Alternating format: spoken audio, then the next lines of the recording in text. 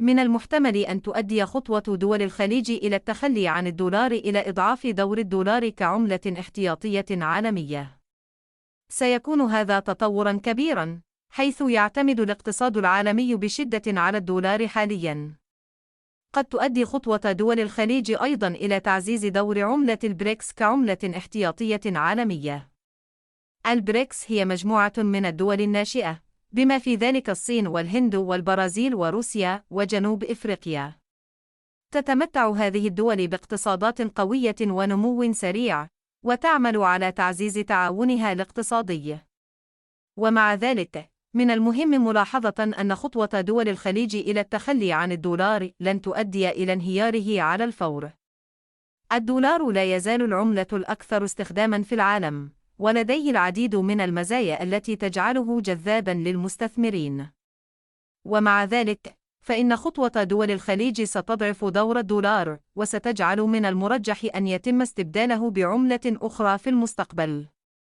من المحتمل أن يكون تأثير خطوة دول الخليج على الدولار تدريجياً. سيستغرق الأمر بعض الوقت حتى تتمكن عملة البريكس من اكتساب الزخم الكافي لتحل محل الدولار كعملة احتياطية عالمية. ومع ذلك، فإن خطوة دول الخليج تمثل خطوة كبيرة في الاتجاه الصحيح، وسوف تؤدي إلى مزيد من التنوع في النظام المالي العالمي.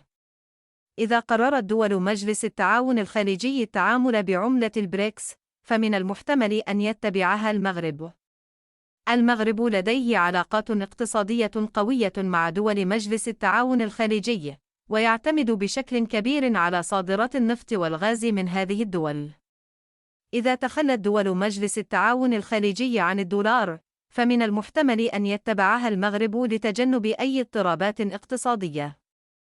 إذا بدأ المغرب في استخدام عملة البريكس في تعامله مع دول الخليج، فمن المحتمل أن ينخفض قيمة الدرهم المغربي مقابل الدولار الأمريكي.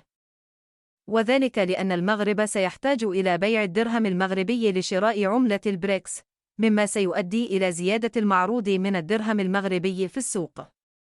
وزيادة المعروض من العملة ستؤدي إلى انخفاض قيمتها. من المحتمل أن يشهد الاقتصاد المغربي نمواً، وذلك لأن المغرب سيكون قادراً على شراء السلع والخدمات من دول الخليج بسعر أرخص.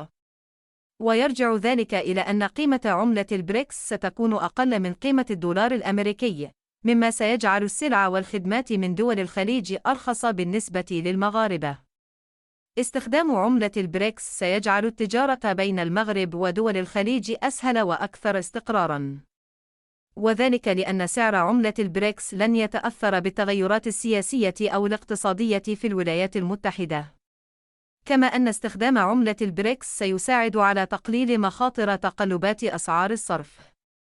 لا ننسى أن المغرب سيصبح عضواً في البريكس.